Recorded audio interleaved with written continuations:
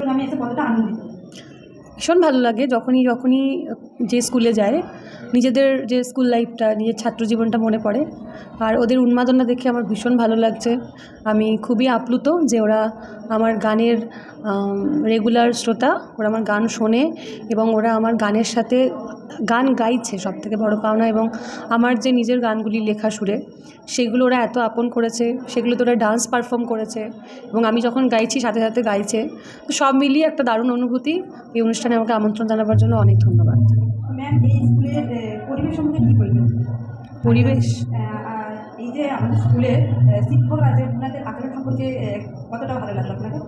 খুবই ভালো লাগলো। আমরা তো কিছুক্ষণের জন্য এসেছি, তো এর মধ্যে এখানের প্রাক্তন শিক্ষক উনি এসেছিলেন, যিনি প্রাক্তন হেড স্যার ছিলেন, এবং বর্তমানে যিনি প্রধান শিক্ষক রয়েছেন তারা সকলেই এসেছেন। আমাকে খুবই ভালোভাবে আশীর্বাদ করেছেন, শুভেচ্ছা জানিয়েছেন। ভালো লেগেছে। আপনার ভবিষ্যতে কোনো ফিল্ম কোনো গান আসছে কি? হ্যাঁ, অবভিয়াসলি সারপ্রাইজ রয়েছে, তো সারপ্রাইজটা সারপ্রাইজই থাক। Thank you.